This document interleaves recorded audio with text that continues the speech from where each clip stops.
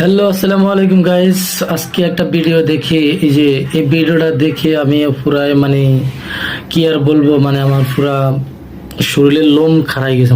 কি একটা অবাক কাণ্ড। এই যে বিদেশে মানুষ যে মাজরা বিষয়ে যায়, কয় যে মাজরা নাকি কি, হ্যাঁ মাজরা বিষয়ে, ওই যে মরুভূমির মধ্যে যেই চাকরিতে যায়, অনেক সময় উট আছে না, উট ফালে, তারপরে ঘোড়া ফালে, এরকম মাজরা বিষয় গিয়া ফালে না। তো ওইরকম আর কি। এখানে এই ছেলেটা গেছে মনে হয় বিদেশে গরু গরু পালন করবো আর কি, এরকম বিষয়ে গেছে আর কি। একলা এই ফোলাটা গেছে। দেখেন এই ফোলাটা মনে হয় যে এই যে পাশে দেখেন গাড়ি গাড়ি সব খাবার সব একসাথে আনছে। হয়তো এই গরুটা পাগলা গরু আছে না, একটা পাগলা গরু, এই খাবার আনতে দেরি হয়েছে।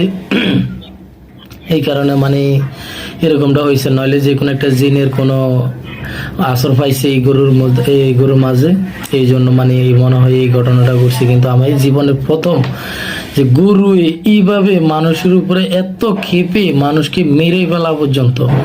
দেখেন লাস্ট পর্যন্ত ভিডিওটা দেখেন, কি একটা অবস্থা হয় লাস্ট পর্যন্ত, মেরেই ফেলে পোলাটারে একদম পুরাই।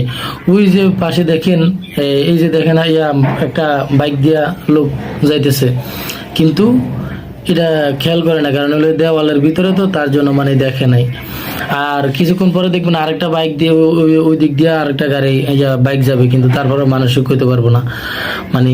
আর এই কুকুরটা কত চেষ্টা করতেছে মানুষটারা বাঁচানোর জন্য। আসলে ভিডিওটা দেখে আমার পুরাই ভাই আমার কান্না পাচ্ছে ভাই। ভিডিওটা কিভাবে হলো এটা, একদম কোন মায়ের কোল জানে খালি করে ফেলছে এই গরুটা। বিদেশের ভাই বেরাদার সবাইকে বলছে একটু সাবধানে থাকবেন সবাই, এটাই বলে গেলাম আর কি।